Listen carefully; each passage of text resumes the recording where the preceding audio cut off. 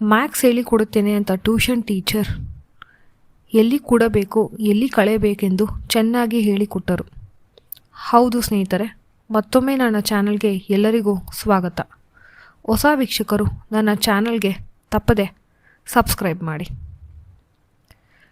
ಇವತ್ತಿನ ಕತೆ ರಾಮು ಟ್ಯೂಷನ್ಗೆ ಹೋಗುತ್ತಿದ್ದಾಗ ಆಗಿದ್ದ ನೈಜ ಘಟನೆ.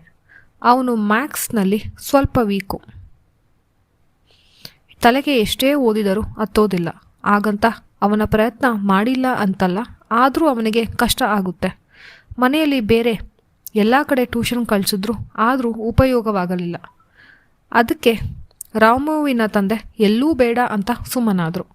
ಆದರೆ ಹೊಸದಾಗಿ ಬಂದ ಅವರ ಮನೆಯ ಮುಂದಿನ ಆಂಟಿ ಟ್ಯೂಷನ್ ಹೇಳಿಕೊಡುತ್ತಾರೆಂದು ತಿಳಿಯಿತು. ಮೊದಲು ರಾಮು ಹೋಗಲಿಲ್ಲ. ಆದರೆ ಒಂದು ದಿನ ಅವನು ಮನೆಯ ಮುಂದೆ ಮೊಬೈಲ್ ನೋಡುತ್ತಾ ಕೂತಿದ್ದ. ಅದರಲ್ಲಿ ಆಟ ಆಡ್ತಾ ಇದ್ದ. ಎದುರು ಮನೆಯಿಂದ ಬಂದ ಆಂಟಿ ಅಮ್ಮನ ಹತ್ತಿರ ಸ್ವಲ್ಪ ಸಕ್ಕರೆ ಕೊಡ್ತೀರಾ ಎಂದು ಬಂದರು. ಅಮ್ಮ ಮತ್ತು ಅವರ ಮಾತು ಆವಾಗಲೇ ಶುರುವಾಯಿತು. ಇಬ್ಬರು ಅವರ ಪರಿಚಯ ಮಾಡಿಕೊಂಡರು ಮತ್ತು ಆಕೆ ಒಂದು ಟ್ಯೂಷನ್ ಟೀಚರ್ ಎಂದು ಅಮ್ಮನಿಗೆ ತಿಳಿಯಿತು. ಆಕೆಯ ಗಂಡ ಒಂದು ಅಂಗಡಿಯಲ್ಲಿ ಕೆಲಸಕ್ಕೆ ಹೋಗುತ್ತಾರೆಂದು ತಿಳಿಯಿತು. ನೋಡಿ, ನಮ್ಮ ರಾಮು ಮೊಬೈಲ್ ನೋಡಿಕೊಂಡೇ ಟೈಮ್ ವೇಸ್ಟ್ ಮಾಡ್ತಾನೆ, ನೀವಾದರೂ ಸ್ವಲ್ಪ ಹೇಳಿಕೊಡಿ. ಆಯಿತು, ಅವನನ್ನು ಸಂಜೆ ಕಳಿಸಿ. ನನಗೆ ಇಷ್ಟವಿಲ್ಲದಿದ್ದರೂ ಅಮ್ಮನ ಬಲವಂತದಿಂದ ನಾನು ಹೋಗೋಕೆ ಶುರು ಮಾಡಿದೆ. ಅವರು ಈಗಷ್ಟೇ ಶುರು ಮಾಡಿದ್ದರಿಂದ ಯಾರೂ ಇರಲಿಲ್ಲ. ನಾನೊಬ್ಬನೇ ಇದ್ದೆ ಮತ್ತು ಅಂಕಲ್ ಬರೋದು ರಾತ್ರಿ ಲೇಟ್ ಆಗಿತ್ತು. ನನಗೆ ಅವರ ಹೆಸರು ತಿಳಿದಿರಲಿಲ್ಲ. ನಾನು ಕೇಳಿದೆ, ನಿಮ್ಮ ಹೆಸರೇನು ಆಂಟಿ ಅಂತ. ನೋಡು, ನನ್ನ ಹೆಸರು ಲಾವಣ್ಯ, ನೀನು ಆಂಟಿ ಅನ್ನಬೇಡ, ಅಕ್ಕ ಅಂತ ಕರಿ. ಹೌದು ರಾಮು, ನೀನು ಫೋನ್ನಲ್ಲಿ ಏನು ನೋಡ್ತಿದ್ದೀಯಾ? ಅಷ್ಟೊಂದು ಯಾವಾಗಲೂ ಕೈಯಲ್ಲೇ ಇರುತ್ತಲ್ಲ. ಫೋನಲ್ಲಿ ಏನು ನೋಡಲ್ಲ ಆಂಟಿ, ಆಟ ಆಡ್ತೀನಿ ಅಷ್ಟೆ. ನನಗೊತ್ತು ನೀನು ಫೋನ್ನಲ್ಲಿ ಏನು ನೋಡ್ತೀಯಾ ಅಂತ. ಆಂಟಿ ಮುಗುಳ್ನಕ್ಕರು. ರಾಮುವಿಗೆ ಎದೆಯಲ್ಲಿ ಭಯ. ಅವರಿಗೆ ಏನು ಗೊತ್ತಾಯಿತು ಎಂದು. ಹೆದರಬೇಡ ರಾಮು, ನಾನು ಸುಮ್ಮನೆ ತಮಾಷೆ ಮಾಡಿದೆ. ಅವರು ಗಣಿತವನ್ನು ಚೆನ್ನಾಗಿ ಹೇಳಿಕೊಟ್ರು. ನಾನು ಅವರ ಮನೆಗೆ ದಿನ ಹೋಗೋಕೆ ಶುರು ಮಾಡಿದೆ. ಅವರು ನನ್ನ ಅಮ್ಮನ ಹತ್ರ ಸ್ವಲ್ಪ ಸಲುಗೆಯಿಂದ ಇರೋಕೆ ಶುರು ಮಾಡಿದರು. ಅಂಕಲ್ ಒಳ್ಳೆಯವರು, ನನ್ನನ್ನು ಚೆನ್ನಾಗಿ ಮಾತಾಡಿಸ್ತಾರೆ. ಅವರಿಗೆ ಏನಾದರೂ ಬೇಕಾದರೆ ದುಡ್ಡು ಕೊಟ್ಟು ಅಂಗಡಿಯಿಂದ ತೆಗೆದುಕೊಂಡು ಬಾ ರಾಮು ಎಂದು ಹೇಳಿ ಕಳಿಸುತ್ತಿದ್ದರು. ನಾವೊಂದು ದಿನ ಮನೆಯಲ್ಲಿ ಫೋನ್ ನೋಡಿಕೊಳ್ಳುತ್ತಾ ಕೂತಿದ್ದೆ. ಆಂಟಿ ಬಂದರು ನಮ್ಮ ಮನೆಗೆ. ನಾನು ರೂಮಿಗೆ ಹೋಗಿ ಮತ್ತೆ ಫೋನ್ನಲ್ಲೇ ಮುಳುಗಿದೆ. ಅವರು ಮಾತಾಡ್ತಾ ಕೂತರು ಅಮ್ಮನ ಜೊತೆ. ನಾನು ಫೋನನ್ನು ಟೇಬಲ್ ಮೇಲೆ ಇಟ್ಟು ಬಾತ್ರೂಮ್ಗೆ ಹೋದೆ. ಅಮ್ಮ ಅದೇ ಸಮಯಕ್ಕೆ ಅಡುಗೆ ಮನೆಗೆ ಏನೋ ತರಲು ಹೋದರು. ಈ ಸಮಯಕ್ಕಾಗಿ ಕಾದ ಆಂಟಿ ನನ್ನ ಫೋನನ್ನು ತೆಗೆದು ಏನು ನೋಡುತ್ತಿದ್ದೇನೆ ಎಂದು ಹುಡುಕಿದರು. ಅವರಿಗೆ ನನ್ನ ಫೋನ್ ನೋಡಿ ಆಶ್ಚರ್ಯವಾಯಿತು. ಅಷ್ಟರಲ್ಲಿ ನಾನು ಬರುವ ಶಬ್ದ ತಿಳಿದು ಫೋನ್ನಲ್ಲಿ ಇಟ್ಟರು ಮತ್ತು ಏನೂ ಮಾಡಿಲ್ಲದಂತೆ ನಾಟಕ ಮಾಡಿದರು. ನಾನು ಮರುದಿನ ಅವರ ಮನೆಗೆ ಟ್ಯೂಷನ್ಗೆ ಹೋದೆ. ಅವರು ನನ್ನನ್ನು ನಗುಮುಖದಿಂದ ಬರಮಾಡಿಕೊಂಡರು. ನನಗೆ ಯಾಕೋ ಸಂಶಯವಿತ್ತು. ಅವರ ಒಂದು ಟ್ಯೂಷನ್ ಮಾಡುತ್ತಾ ಅವರ ಮನೆ ಕಷ್ಟವನ್ನು ಹೇಳಿಕೊಳ್ಳುತ್ತಿದ್ದರು. ಅವರು ಮತ್ತು ಅವರ ಗಂಡನ ಮಧ್ಯೆ ನಡೆಯುವ ಕೆಲವು ಖಾಸಗಿ ವಿಷಯಗಳನ್ನು ಹಂಚಿಕೊಂಡರು. ನಾನು ಇದನ್ನೆಲ್ಲ ಯಾಕೆ ನನ್ನ ಹತ್ರ ಹಂಚಿಕೊಳ್ಳುತ್ತಿದ್ದಾರೆ ಅಂತ ಪ್ರಶ್ನೆ.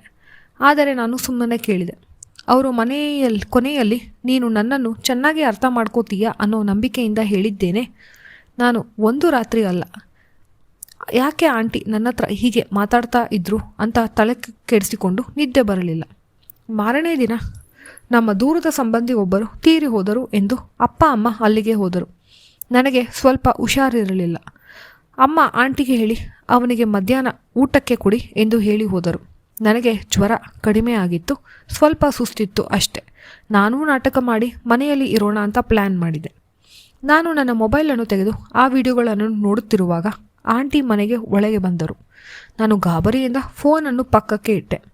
ಆಂಟಿ, ಪರವಾಗಿಲ್ಲ, ನನಗೆ ಗೊತ್ತು ನೀನು ಏನು ನೋಡ್ತಾ ಇದ್ದೀಯಾ ಅಂತ. ನಿನ್ನ ಫೋನ್ನಲ್ಲಿ ನಾನು ನೋಡಿದ್ದೇನೆ. ಯಾರಾದರೂ ಬೇರೆಯವರು ನೋಡಿದರೆ ಏನು ಕತೆ?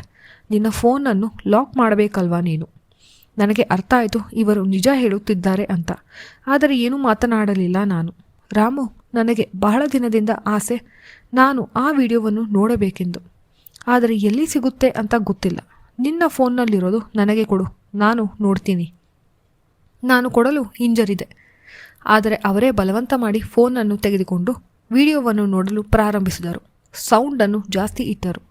ಆ ಶಬ್ದ ಮತ್ತು ಕಾಣುತ್ತಿರುವ ದೃಶ್ಯಗಳು ಬೇರೆ ಏನೋ ಸೂಚಿಸುತ್ತಿತ್ತು.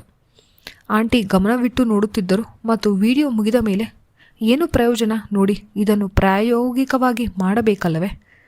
ಮಾಡಿ ಯಾರು ಬೇಡ ಅಂದರು. ಅಂಕಲ್ ಇದ್ದಾರಲ್ಲ, ನಿಮ್ಮ ಅಂಕಲ್ಗೆ ಅಷ್ಟೆಲ್ಲ ಇಷ್ಟ ಆಗಲ್ಲ. ರಾಮು, ಯಾಕೆ ನಾವಿಬ್ಬರು ಇದನ್ನು ಪ್ರಯತ್ನಿಸಬಾರದು? ಅವರ ಮಾತು ಕೇಳಿ ನನಗೆ ಲಡ್ಡು ಬಂದು ಬಾಯಿಗೆ ಬಿದ್ದಂತಾಯಿತು. ನನಗೇನೂ ಅಭ್ಯಂತರವಿಲ್ಲ, ಆದರೆ ಯಾರಿಗೂ ಗೊತ್ತಾಗಬಾರದು. ಇಲ್ಲ ರಾಮು, ಯಾರಿಗೂ ಗೊತ್ತಾಗಲ್ಲ. ನೀನು ಹೆದರಬೇಡ. ನೋಡುವುದಕ್ಕಿಂತ ಪ್ರಾಯೋಗಿಕವಾಗಿ ಮಾಡುವುದು ಹೆಚ್ಚು ಸಂತೋಷವನ್ನು ನೀಡುತ್ತದೆ. ನಾವು ಅಂದು ಆ ಸಂತೋಷವನ್ನು ಪಡೆಯೋಣ. ನಾನು ಟ್ಯೂಷನ್ ಟೀಚರ್ ಅನ್ನೋದನ್ನು ಮರೆತೆ. ಆಕೆಗೆ ಮೊದಲೇ ಇವೆಲ್ಲ ತಿಳಿದಿದ್ದರಿಂದ ಸುಲಭವಾಯಿತು. ಒಂದು ಅರ್ಧ ಗಂಟೆ ನಾವು ಪ್ರಾಯೋಗಿಕವಾಗಿ ಪರೀಕ್ಷಿಸಿದ್ದೀವಿ. ನನಗೆ ಅದರಲ್ಲೂ ಗಣಿತವನ್ನು ಹೇಳಿಕೊಟ್ಟರು, ಹೇಗೆ ಕೂಡುವುದು ಎಂದು, ಎಲ್ಲಿ ಕಳೆಯಬೇಕೆಂದು. ನೀವು ಎಷ್ಟು ಚೆನ್ನಾಗಿ ಗಣಿತವನ್ನು ಹೇಳಿಕೊಡ್ತೀರಾ ಅಂತಾನೆ ಗೊತ್ತಿರಲಿಲ್ಲ ಆಂಟಿ ನನಗೆ. ನೀವು ನನಗೆ ಗಣಿತದ ಟೀಚರ್ ಜೊತೆಗೆ ಜೀವನದ ಟೀಚರ್ ಆದಿರಿ. ಇನ್ನೇನು ಅಂಕಲ್ ಬರ್ತಾರೆ, ಇವತ್ತಿಗೆ ಸಾಕು ಎಂದು ಆಂಟಿ ಹೊರಟು ಹೋದರು. ನನಗೆ ಅಂಕಲ್ ಸಿಕ್ಕಿದರೆ, ಅಂಕಲ್ಗೆ ತಿಳಿದರೆ ಏನು ಕತೆ ಅನ್ನೋ ಭಯ. ಮರುದಿನ ಮತ್ತೆ ಆಂಟಿ ಬಂದರು, ಮತ್ತೆ ಗಣಿತವನ್ನು ಹೇಳಿಕೊಟ್ಟರು. ಆದರೆ ಅಂದು ರಾತ್ರಿ ಅಪ್ಪ ಅಮ್ಮ ಮನೆಗೆ ಬಂದರು. ನಾವು ಇನ್ನು ಯಾವಾಗ ಪಾಠವನ್ನು ಮುಂದುವರಿಸಬೇಕೆಂದು ಗೊತ್ತಾಗಲಿಲ್ಲ. ಆ ಸಮಯಕ್ಕಾಗಿ ಕಾಯುತ್ತಿದ್ದೆವು. ಮತ್ತೊಮ್ಮೆ ದೇವರು ನಮಗೆ ಅವಕಾಶವನ್ನು ನೀಡಿದ. ಅಂಕಲ್ ಯಾವುದೋ ಕೆಲಸದ ನಿಮಿತ್ತ ಬೇರೆ ಊರಿಗೆ ಹೋದರು. ನಾನು ಹೇಗೂ ಟ್ಯೂಷನ್ಗೆ ಅಂತ ಮನೆಗೆ ಹೋಗ್ತಿದ್ದೆ. ಹಾಗಾಗಿ ಆ ಸಮಯವನ್ನು ನಮ್ಮ ಗಣಿತದ ಪಾಠಕ್ಕಾಗಿ ಬಳಸಿಕೊಂಡ್ವಿ. ಅಂಕಲ್ ಊರಿನಿಂದ 2 ದಿನಕ್ಕೆ ವಾಪಸ್ ಬಂದರು. ಬರುತ್ತಾ ನನಗೆ ಬೇರೆ ಊರಿಗೆ ಕೆಲಸ ಆಗಿದೆ, ನಾವು ಈ ಮನೆಯನ್ನು ಖಾಲಿ ಮಾಡಬೇಕೆನ್ನುವ ಸುದ್ದಿಯನ್ನು ತಂದರು. ನನಗೆ ಈ ಸುದ್ದಿ ಬೇಜಾರು ತರಿಸಿತು. ಅಪ್ಪ ಅಮ್ಮನಿಗೆ ಬೇಜಾರಾಯಿತು. ತುಂಬ ಚೆನ್ನಾಗಿ ಪಾಠ ಹೇಳ್ಕೊಡ್ತಾ ಇದ್ರು, ಅದರಲ್ಲೂ ಗಣಿತದಲ್ಲಿ. ಆಂಟಿ ನನ್ನನ್ನು ಕರೆದು, ಹಿಂದಿಗೆ ನಮ್ಮ ಗಣಿತ ಪಾಠ ಮುಗಿಯಿತು, ನಿನಗೆ ಒಳ್ಳೆಯದಾಗಲಿ ಎಂದು ಹೇಳಿ ಹೊರಟರು. ನಾನು ನನ್ನ ಟೀಚರ್ ಆಂಟಿಯನ್ನು ತುಂಬ ಮಿಸ್ ಮಾಡ್ತೀನಿ. ಯಾಕಂದರೆ ಅವರು ನನಗೆ ಗಣಿತವನ್ನು ಹೇಳಿಕೊಟ್ಟಿದ್ದು ಇಂದಿಗೂ ನೆನಪಿದೆ.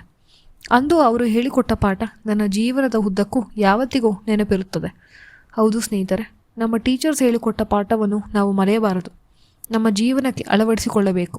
ನಮ್ಮ ಟೀಚರ್ ನಮ್ಮ ಜೀವನಕ್ಕೆ ದಾರಿದೀಪ. ಈ ಕತೆ ನಿಮಗೆ ಇಷ್ಟವಾದರೆ ದಯವಿಟ್ಟು ವಿಡಿಯೋಗೆ ಲೈಕ್ ಮಾಡಿ, ಚಾನಲ್ನ ಸಬ್ಸ್ಕ್ರೈಬ್ ಮಾಡಿ. ಧನ್ಯವಾದಗಳು.